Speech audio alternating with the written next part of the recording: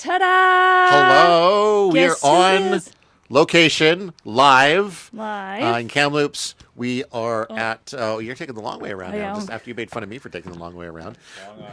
We are at High Octane Comics with Nick Klie. Hello, Nick. Oh, yes. Hi, how you doing? I'm doing well. Thanks for Excellent. asking. How are you, Kelsey? I'm good. Thank you. Excellent. How are you? I'm well, thank you. How are Good. you? How are Oh, you, Nick? yeah. How are But you, I Nick? wasn't listening. Oh, she I wasn't ignored listening me. when you answered, so good. We're all good. I covered it. Yeah, and we are here to talk about a number of things, but primarily we're here to talk about your book, Yeah, Life. my comic book, Life The Necropolis. Yes. Yeah, so this is the second book I've self-published. This is the second Life comic. It came out this spring, and yeah, I have it for sale here at the store. Nice. So it's your second comic. It's self-published. What does that look like as far as like self-publishing? Well, you kind of want to abandon most of your life. You want to stay up really late at night, and you want to have a very forgiving, loving, and understanding wife to give you space to do that. Because I do it all. Like I write it, I draw it, I ink it, I color it, and then I have to produce all the pages. So like I got to get it all ready for printing. And then I talked to actually a bunch of printing companies all across the country, even some in the States. And the best price I got was here in Kamloops at a place called The Printing Place. No way. Yeah, they beat everybody. They beat big internet companies. They beat Vista Print, like all those kind of companies, right? That's good. incredibly cool that you're able to produce this And keep it local. and keep it Yeah. completely local. Yeah. So like, is there, what's the sort of the throughput as far as like, what's the process to sit down from like you're going to write to draw or draw to write and then bring it into the computer and then get it to the printer? Like, what does that all look like? Well, like, I'll give you an example here. Like on the back of the comic, there's just this picture that has this this line here that says "Stop your crying, hold on." That's a song lyric. Okay. I was listening to a soundtrack for a movie called Streets of Fire, and I just was waiting for the bus one day, and I had that song playing, and I just started thinking about it, and I started thinking about, like, okay, what would be a scenario that you could build off that lyric, and then I started creating this kind of conflict, this sort of story idea, and I had these rough points in my head, and then I kind of just start going from there. Like I know that there's going to be, like, this one's 24 pages, so I know I have 24 pages to fill, and so I start writing kind of loose notes, and then sometimes, like this one, I didn't really finish writing the whole story until I was about halfway done, and then I just, because I have a schedule, like I make 2 pages a month, so I just started drawing pages and getting it going, and then kind of trying to like build and just kind of understand where you're going to go eventually, so you don't fall like in any kind of pitfalls down the road, right? And then like I said, I draw it all by hand, and then I scan that into my computer. It's really well done. Thank you. I color it digitally, and then I put it on my website, and then after I have 24 of them, I have a full comic, I got it printed.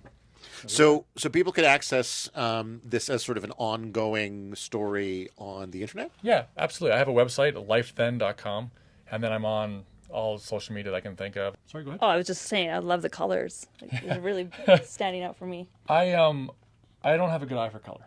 I think you do, though. Well, see, this is why how I'm overcompensating. I describe this as like a toxic assault on your eyes. Yeah, but Because I just want it to be as vibrant gaudy as I can. Yeah, exactly. Because I don't like having an eye for color is like having like an ear for music. You either Right. get it and you don't, and I don't get it. So I use really basic rules, and then I just make it as toxic and vibrant as I can, and hope that that's like a style. Well, it is. It I mean, is, it yeah. absolutely is a style, and I agree with Kelsey. I think it's incredibly vibrant.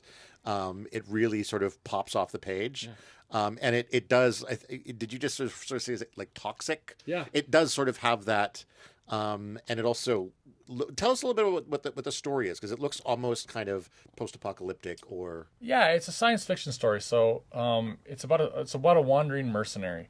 So it's like I call it a science fiction adventure story about a wandering mercenary. His name's Life. That's the titular character. And then each story is kind of like just his adventures through the stars, I guess, through space, and getting into trouble and getting out of trouble, I guess. And this particular one is about just like this kind of I like this gang of losers who are fighting this evil wizard here. There's an item, it's this thing they have to steal back from the wizard, and they run into Life, who I guess I'd say reluctantly helps them because they're kind of useless and they kind of need his help. And yeah, they just got to fight this gang of mutants, and they're just on this like awful backwater planet, this kind of terrible place, and yeah, there's a lot of violence and adventure. Cool. I'm not saying that this is groundbreaking, but it's what I want to do. It's what I want to invest my time. Like if I'm going to invest all that time above and beyond my job, you know, spending all those nights drawing this stuff, making this thing, I want to at least like it, you know. Yeah. So even if it doesn't make any money, if it doesn't go anywhere, you know, I had a good time and it exists, you know, and I'm happy enough with that. I would suspect that you've been connected to comics for maybe most of your life. You've been a reader, been a fan. Yeah, absolutely. I mean, it's not really a thing anymore, but when I was a kid, you know, the grocery store had the big spinner rack, right? You know, and parents take you to the grocery store and then go read comics, you know. And mine growing up was G.I. Joe. You know, I mean, I played with the toys, watched the cartoons, and there was a comic, you know, every month at the grocery store. So. Yep. And I mean, obviously things like Batman and Spider-Man, those are great, but that's the one I really connected to. And yeah, that just started this lifelong passion with comics, you know. It's, you know, there's all these cliches about it's a medium unlike anything else, but it really is. I mean, you kind of just have to put the idea in the comic and draw it as best you can, and then it exists. Like to try to, like that's why like a lot of superhero movies don't have costumes, because it doesn't translate to the real world, right? And it's also more visual than obviously a novel is. So there's this weird medium that just works for whatever weird reason. And it's, yeah, I just love it. Like, you know, like I said, I obviously like drawing. So that appeals to my personality, you know, the visual part of it, right? Have you always been an artist then as well, or?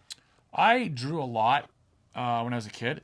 And I'm like a really good example of how school fails you. Okay. Where all I wanted to do was draw G.I. Joe and superheroes and stuff. And people would come along, teachers, parents, come along and be like, that's really nice. But draw something, you know, good, right? Draw something nice, right? Aww. And I gave up on drawing when I went to high school. Like, I couldn't wait to go to high school and take art class. You know, I was like, they're going to teach me to do real art. You know, I'm going to learn how to make comics. And by my midterm, or whatever it is, I can't remember what it's called anymore, I was actually failing. Wow. Yeah. Now, part of that is because the teacher literally lost some of my projects. My mom went and helped him find them. And there was also projects he assigned, and then I didn't do what he wanted. And my mom, who has like a background in art school, explained to him, like, no, like it was an assignment on something like contrast. And I did like literal visual contrast as opposed, oh, excuse me, he wanted literal visual contrast and I did thematic contrast. And so my mom explained that to him and he's just like, oh, I was like, this is the teacher. So I you were almost a step ahead of the teacher from the sounds of it. So I was failing this class, and it just completely ruined it for me. And I gave up drawing for 15 years, you know. And I mean, I worked on other artistic projects, like I took musical theater, I worked on models and stuff like that. But it wasn't until I really just kind of realized how much I missed comics and wanted to create comics that I started getting back into it when I was 30. Yeah. You know, because I just gave up, and that is a long time to stop doing something. And you got to relearn and got to learn new things, and it's tough. I mean.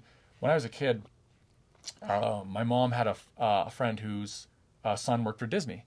He was an animator, and we went and met him at a coffee shop, and he told us all about working at Disney and da-da-da, me and my buddy Cody, and he wrote a little note for us that said like, never stop drawing, and it was the best advice I got, and I immediately didn't do it, you know, and I just like I wish I could have gone back and just listened to that guy and be like, yeah, never stop drawing, because like you just stop honing that skill for 15 years. Yeah. Like, you know, like that's a long time to not work on something.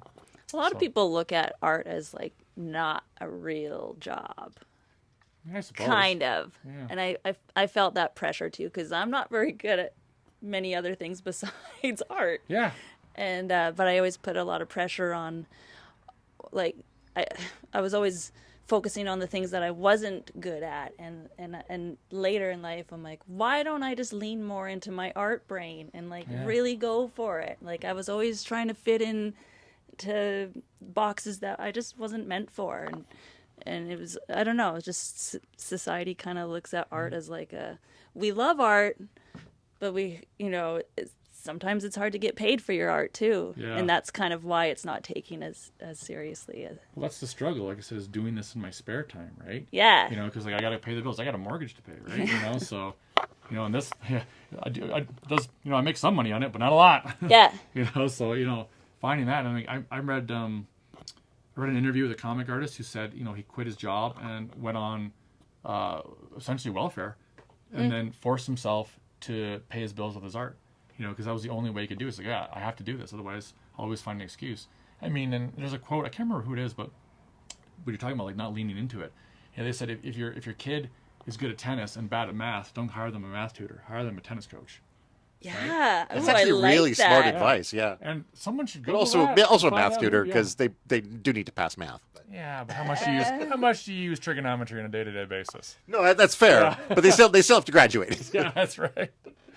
So yeah, take those art electives or those tennis electives. But yeah, encourage your children or even like your friends in the things that they are good at and that they enjoy. We shouldn't all be necessarily sitting at desks and punching numbers into a thing, or some people probably should, but no. Yeah, I mean, some people love that, some people enjoy that, but like I said, it's also not realistic to be a starving artist your whole life because I mean, like, I'll give you a kind of a sad example here. Like Marvel Comics and DC Comics, they don't pay very well. And Really? No, they do not. And most of the other artists come outside of North America, where their dollar goes farther. Really? Yeah. That's What? interesting. I wouldn't have necessarily guessed that. So not only do you kind of have to eliminate that avenue, but if you're an independent comic publisher, it's an extremely competitive market. And it's not all just Netflix option money for people, right? Right. So it's a really, and like a lot of small independent companies, they make more money per issue, but they have a smaller audience, right? Because there's inherent, I don't want to say bias towards the bigger publishers, right? So it's a tough market. So to sit there and look at that and say like, okay, like I'm going to go be a professional comic artist, it's extremely competitive and not very rewarding in a lot of senses, right? So I guess it's kind of for a lot of people, it's a passion project, right? So you got to try to balance both. And if you don't have enough energy, I see why people give up. Yeah. Right. And take the safer job because, like I said, my wife makes more money than me. Hi, sweetie. And that's great. Good job. And she loves her job and she really excels at it and she loves all that. And we're able to afford to do all these things, right? But that's not true for everybody, especially if you're not married, if you're not, if you're in debt or something like that. Yeah. You can't sit there and do all those passion projects, right? So I understand why some people it's only a hobby, and that's fine. You do something you love, right? Yeah. There's another quote like work to live, don't live to work kind of thing. Yeah, like those kind of cliches, right? Like, yeah. So I get it. That's what we're doing right here. So yeah. I'm here just for the money. Pay them bills. No, I'm not. No, I'm Pay not. them bills. I like to be silly. Oh, darn it. I forgot what I was going to say. So how much ahead. time would you say lapsed between when you started drawing again, just to see, and when you thought, I'm going to try producing my own comic? Well, a friend of mine, him and I started doing a little independent web comic for a while. And then he wanted, like I was writing it and he was drawing it. And I wanted to start drawing more and we wanted to kind of go in different directions. Then he started having kids. And then I started doing my own thing then. I was like, I'm gonna do my own thing now. Like I think I have enough of an itch to want to learn to draw again. And those, I'm better now than I was 10 years ago when I started doing this. And like you just got to get out and do it though, right? Like I was like, I know that I'm not that good, but like I knew that like doing more and more practice would I would get better at it to some degree. And then so I think I didn't really finally publish my first one, I think for 7 or 8 years of like just drawing it and putting it on the internet. I then took, I think year 7. Oh, so you were actually spending 7 years working on this kind of a story, or? Yeah, like I said, I do 2 pages a month, Yeah. right? So I have a bunch of Wow. stories that didn't get published in the comics. Because Oh, I thought, really? like, Okay. I need to get better at this. So I published my practice. Okay. So like I was putting comics out. I said, I have to be accountable. I have to like put an effort into it. I have to like hit my deadlines for myself. And I have to try to get better. Otherwise, I'm just embarrassing myself. Yeah. And so I finally got to the point about 2 years ago where I thought I can publish this. I can sell this, and it sold really well. My first one sold really well. I sold out in about 6 months. And I said, okay, like I feel like I can do more of this. I can keep going. And so this is my second one. I printed another one, and I printed way more to try to force me to get out there and go to conventions and things like that. I got busy and I found a bunch of excuses not to do it. But like in the springtime, I want to do my third one, and I want to do a Kickstarter for that. I want to do a bigger project and get bigger and bigger and bigger, and that keeps you honest. Like that kind of putting that pressure on yourself keeps you honest, and makes you try harder. Yeah. Like I just can't quit my job and do comics full time yet. Yeah. So I can't afford to do anything. Like people will wait a year. They wait 2 years. I don't know. Right? So you said yet. So that is a goal. That's the goal, right? I mean, I turned 40 this year, so. Do you? Well, I just You dress look like young. I dress like a teenage kid still. So, That helps. anyways, also don't drink and smoke. That helps kids.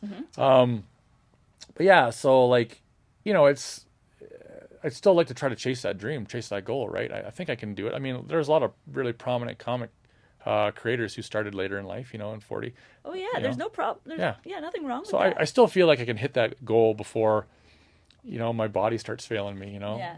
because, eyes and hands and things like that go, especially on artists, right? So your back, those things, right? So Well, yeah, sometimes we're just too busy partying in our early 20s. We don't. Now you're done. Yeah. And now you're ready to crush some goals. there you go, right? Yeah. But yeah, I think, I didn't know that I really wanted to try this till I was older too, right? Like I said, me and my buddy started making them when I was about 30, Really? yeah, like my buddy Phil and I, that's when we started doing our own, because you just don't get around to it. You just find, like I said, you find excuses, you have other things to occupy your time. And then as I got older, I was like, okay, I've tried all these things. This is what I want to do. Nice. Yeah. I'm glad you stuck with it. Yeah.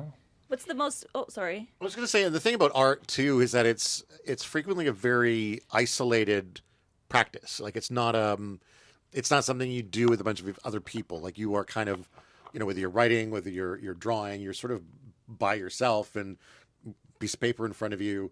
So like you do have to sacrifice certain things like socialization, like being able to hang out with people and things like that. Yeah, and that kind of helps that I'm a real big antisocialite. So, I come to work, I work in retail, so I put my dancing shoes on for everybody. I use all my social battery at my work, and I go home and I just want to lock myself away. And maybe draw some comics. Yeah, exactly, right? So, and I'm a night owl too, so I like drawing late at night. I literally have a note on my desk that says don't draw during the day because it doesn't work out, like, You're more creative at night, hey? Absolutely, yeah. Interesting. I think this is just me personally saying that. I think your brain just starts to get turned to mush at night, and things just kind of flow better, right? Oh. Whereas during the day, I'm a little too more analytical, and that's just me personally. I don't know if that's true for everybody. Interesting. So at That night, is interesting. What would you say is your peak artistic time? like 2 a.m. Oh man. Yeah, I wish I could stay up that late still though. But Yeah. that's when it gets good, man, because you're kind of half tired, half awake, and just put some nice relaxing music on, like Pink Floyd is always my favorite to do, and just like I said, my brain just kind of turns to mush. Because I feel like for myself, I start to sort of want to get creative around like between 10 or 11 o'clock at night. Guys. What? Man, you're partying so hard. No, that's just when my brain is ready. But then I can't because I have to work the next day, and I'm like, well, I got to get enough sleep because I'm not 20-something anymore, and I can't get by on 5 hours of sleep. Well, my creative time. Yes, when is it? Like really early in the morning. Oh, I guess it's about the same thing, but I'm like Yeah, there you go. But you just woke up. But I'm waking up. Yeah. You've got it figured out. I go You're to doing bed it properly. really early, and then I wake up before the. How far ahead, like how many stories do you kind of have percolating, ready to go into the future? Well, I used to do like 1 or 2 page stories, and then so I would have a notepad filled with ideas because it's only 1 or 2 pages, and then I could usually come up with an idea, like a quick gag, pretty quickly. When I'm doing these long form ones, like this one, I had ideas written for this, probably 8 years ago, and I had it in a notepad, and I had character sketches, and I just these little ideas that I'd thrown in a bunch of different notepads, and I realized that they all kind of connected, and then I could borrow this idea and this one and that one. The next story I'm doing, that I haven't even started working on, I only got the idea for that like a month ago, and I only have about 3 or 4 ideas in my head. Right. But So it's still kind of Yeah, evolving. but I'm going to start that comic in about 3 months. Right. Like I'm going to have to start putting pen to paper in 3 months, and see what happens. Yeah. Right. But that's also sometimes some ideas you want to be flexible on, some ideas you don't. Like with that idea, I had no idea. Like I almost thought about maybe after my next one, maybe I'd stop because I just had no idea. And then I read a comic, like somebody else's comic. It inspired me a couple different ways, and I thought this is the avenue I'm going to go on. This is the stuff. This is the style I want to do now. And just like that, like this whole door opened up, and this whole world of what I want to do for my next story opened up, and it's all floating in my head. And these little emotions and these lines and these scenes are floating in there. I just got to start writing them down, hammering them down, and build like a structure for it. But it's there, and I'll figure it out. If I don't, whatever. So even when you're putting together what's going to end up being like a longer form 24-page comic, you're still essentially creating, like drawing and writing 2 pages a month. Yeah. So like the next one I'm going to publish, I have 3 pages left. Okay. Yeah, and then the story I was just talking about, that's the one I'm going to start producing after that. Right. Okay. So I have the one I'm currently drawing, I have it pretty much all finalized. I'd say it's probably like 95% finalized. I still do tweaks as I get to the page, just in case I have some challenges with the layout. But I have like this page, this happens, this page, this happens. This is the final page. And then dialogue will change. Maybe a scene or two will change. Maybe a panel from here will end up here. You know, maybe this panel will get pulled out. That'll change. But I'm also building the next story that I have to start when that 3 pages is done. You know, see where that goes. Yeah. But you because I was wondering whether or not, because I think with most comics, especially ones where you have like one writer and one artist, you have them, the writer sort of writes the comic, sends it to the artist, and the artist draws it. And so like they're both in a position to have sort of the entire story before it's done. So like the writer goes, oh, this is how I'm ending it. Now I can go back earlier and tweak this thing from the beginning. Like, is that ever something you struggle with? Like you get to the end, you're like, oh, I kind of wish I had done something different at the beginning now that I'm here. Yeah, and that does happen to some degree where I go, oh, I wanted to explore this, but it just didn't work its way out in the process. And other times, like I said, it's really regimented where I have everything done, every note. But sometimes, like, no, I want to explore this idea more. And sometimes it's frustrating, but I don't really think so because like I said, it's never really done until it's actually done. Yeah. You know, so it's like, okay, whatever. Just give myself some grace because, yeah, like, you know, the best laid plans are mice and men, right? Like, just like, no, I don't like this anymore. Like, I liked it 6 months ago when I wrote it, but I don't like it anymore. Or you notice a plot hole. You know, I've done that too. I was like, oh, I didn't hammer this note hard enough. Like, this emotion I want over here, I did not hammer hard enough here, so I got to put more of it here. Yeah. You know, that happens too. But you're able to, you give yourself room to go back and fix that, or no? Once the page is done Yeah. and I put it on the internet, it's done. Sure. And like, I'm not going to retweak it. I'm not going to do the Star Wars thing and just, you know, start adding things. The next comic I'm going to print, the only thing I'm going to change is the placement of one word bubble and the color of one tongue. And that's it. Everything else, Wow. it's done. It's done. One thing I'm curious about, talking about, you know, the people who want to go and play in like Marvel or DC toy boxes. If that was an opportunity that you had, like, what is one character that you would just really, really love to work on? See, like, my favorite character is Colossus from the X-Men. Like, Right, that's like, you know, I'm 4 years old and I saw that and it just blew my mind. I don't know that I want to write that character, right? Yeah. Because I don't, you know, you shouldn't really write things you're fans of because then you're afraid to do anything to them. You know, the kind of story I want to do is I would almost want to go back and find the stuff that I loved when I was a kid and try to do something like that, but somehow like modernize it. You know, like recapture that. Like that's kind of what I'm doing with this, is trying to recapture, you know, a feeling I had when I was younger, and see if you can just translate it into something a little bit more modern and play around with that. And I don't know that would really fit in with what they're doing currently, but to do like a mini series where this is what it is, it just exists on its own. I'd love to do something like that. Yeah. You know, and maybe some X-Men characters, maybe like the Fantastic Four or something like that. Just have fun with that. You know, but it probably wouldn't be the established. It wouldn't fit in like established Yeah, continuity kind of thing. Because then you can't. You have certain rules and regulations you have to follow, and certain things you can and cannot do. Absolutely. You know, I met a comic creator who worked for Marvel and DC at a comic convention one time, and he told me that Batman and Superman have separate committees where everything you do on Batman and Superman has to go through these lawyers basically. And this is how the franchise works, and you can get shut down for a million different reasons. So like, you know, doing something kind of outside of that norm with one of those characters, I think would be a little bit more fun. We don't have to worry about those kind of pitfalls. Yeah, no, exactly. And yeah, when it comes to characters like Batman and Superman, those are like essentially billion-dollar properties that you can't just, you know, you can't have Superman punching a Puppy? right? Like, Yeah, exactly, right? there's things you can and can't do, and there's the reason that like those things are there. But yeah, it absolutely stifle creativity. Yeah. There's a difference between copying something and being inspired by something, right? And like I said, the way my brain works, I can't really copy it. Yeah. You know, but it really inspires me, so I try to figure it out the best I can, and I'm not very good at that. But what comes out in the end is something that I like. So I was like, okay, cool, I'm good with that, right? And so, and just like I said, seeing where it goes, doing more reps, doing more work, and just growing and changing all the time, you know? Like in this comic, the final battle is a bunch of these small panels, you know? And I didn't like that. I wanted to have a big, huge panel. So on the one I'm working on right now, the final battle is like just this one big, giant panel.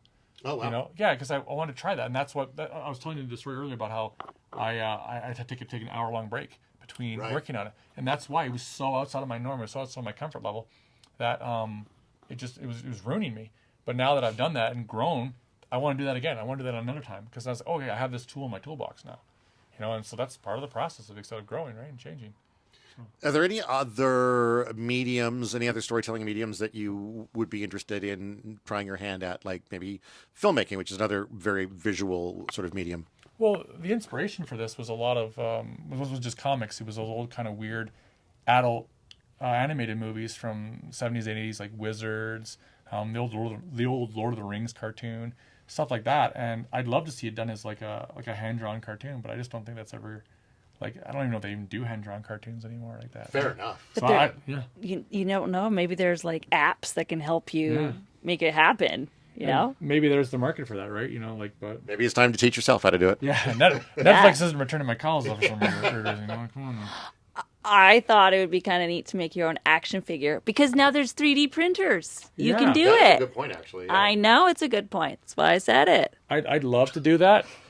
But like what I find too was like jumping from medium to medium is that my brain dials into that medium, and then when I go back to a different medium, I have to almost kind of restart again for a while.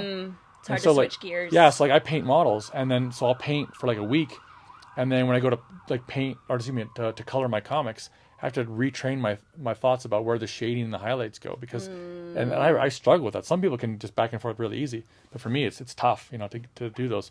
And so the idea of like, oh, I'm going to learn the hobby of 3D printing and 3D modeling and stuff, I don't got enough time for that. Yeah. I'd love to do it, but yeah. I don't know how hard it is. I thought you just pick a picture and then it just goes. I have no idea. I suppose. Yeah. So what are you reading off the shelf these days? I'm actually kind of what I was talking about earlier. I was like, I'm really trying to reconnect with like Sort of older titles? Yeah, or? my childhood comics. So like during the pandemic, because everyone was bored, I think a lot of people went through their closets and their attics and their basements and garages and got all their old collectibles out, and, you know, and so I started buying old back issues again and finishing old comic series from when I was a kid. Wow. So I'm reading a lot of old stuff. And then the new stuff I'm reading is like stuff based on the old stuff. Like, so the new Transformers series, the new Ninja Turtles, the new Conan stuff. So those. And then, just a bunch of like weirdo sci-fi stuff, right? So We were about to get some judgment on. Was it Conan? I highly dislike the new Ninja Turtles design. this one's a little different though. This is the comic, and so they're not using those designs. They're kind of more faithful to the original designs. Oh, okay. Yeah. I'm not mad anymore then. Yeah. But I've been seeing like Now, crisis averted. Yeah. Well, yeah, It's like called gatekeeping. they've been changing. I don't know. They just look not normal. Yeah, they got updated for every audience though. I think. Yeah. Because there's new 5-year-olds that don't think it's like the designs from when we were kids are cool, right? Like, yeah, that looks old. That looks weird, you know. And that offends me greatly. I'm just wondering, like, what are the basics to having a really interesting comic book? Like, what makes a good comic book good? I think, for me, it's 50-50 between a good story and good art. You know, if I don't like the art, I'm probably not going to read it. I might try it if it's a really good story. But at the same time, too, like, really good art and a garbage story, you're just like, come on, man, like, this is just pretty. It's just not. It's not interesting though. Oh yeah. Have you tried to watch a movie with bad sound or anything? Exactly, you know, like, right? Yeah, like, it's the same thing. I can't. Yeah. So you got to have interesting stories. You got to have interesting characters, and you know you have interesting designs. You know, I mean, you can't just put a guy in his underwear and give him a visor and a space sword and call it a day, right? Like Captain Underpants might disagree. There you go. I've never read that, but I know what it is. Wait, what? But Captain Underpants. Yeah, it's like a kid's book, right? Yeah. Oh. Yeah. A little bit. We covered it on my Banned Things podcast because that's been banned in schools. Oh, thanks. It promotes like a misbehavior because this kid basically goes nuts sometimes and doesn't listen to the principal. Yeah. Okay. Whatever. Kids are never gonna misbehave ever. I encourage my kid to misbehave. That's the parent I am. Question authority, kids. Question authority. Yeah. Oh, exactly. Yeah. When I was a kid, my principal told me that I was drawing wrong because I was holding the pencil wrong, and I was like, "Why?" Because this is how it's done. I was like, "Whatever, get lost, man." Principals are the worst. Yeah. Except for the good ones. Sorry, guys. Yeah, but anyways, what were we talking about again? You had a question. I don't remember. It's unimportant. What makes a good comic? Oh yeah, right, exactly. Yeah. So you got to have all those good visual components, and you can't just draw whatever. You can take a really good technical artist, but they don't have a good imagination for design, and then it just doesn't work, or you have someone who's really designed, but they can't illustrate well, they can't show the characters doing things, and that doesn't work. It's a lot of these weird elements that have to come together with comics, where you have to have compelling characters, an interesting storyline, good design, good illustrations, and hopefully it all works, right? But I mean, it's hard to do sometimes. Hey, be good at this. It's easier said than done, right? Yeah, for sure. If it was that easy, everyone would be doing it. Honestly, right? So, Life the Necropolis, available here, anywhere else? Yeah, my website. You can get them at here in town. You can get it at the House of Misfit. Yeah. Yeah, she's out we on the know North Shore. that She has them. lady. Yeah. Hi, Jess. Hi, Jess. Yeah, so go see Jess too. So it's on the South Shore and then on the North Shore. But yeah, my website, I have an online store there. So if you're out of town watching this, just lifethen.com. Yeah, and like I said, I mail order a lot of them too. Yeah. So yeah. And so there's no, I guess I should have asked this way earlier, but like you talked about the first volume being sold out. Does it remain sold out? Have you gone back to print on that at all? No, I don't want to print it again. It's done. Like to me, that was like a time and a place. It's a moment. If you were there, you were there. If you weren't, you weren't. Don't worry about it. You can still read it online. And it's not like a hugely continuing story where you need to have read the first one to understand this current one? No. I mean, I do that on purpose, where every story is a self-contained story. It's just about, like I said, a wandering mercenary / bounty hunter. And I always explain that in the comic, kind of that basic premise. And I want each story to be self-contained, so you can just read it as is. Like I tell people that, like they say, like, "Oh, is it number 2?" I was like, "No, it's my new one." Yeah, there you go. Yeah, it's not number 2; it's my new one. Sorry, Kelsey, we're holding up ending the stream with my sudden questions. Comics, come on now. But I mean, my people battery's running out. That's all. Fair enough. Okay, bye, go everybody. to see it run. We'll see you next time. I actually heard her stomach growl too. So Oh yeah, don't feed me after midnight. Okay, goodbye, everybody. Thank you.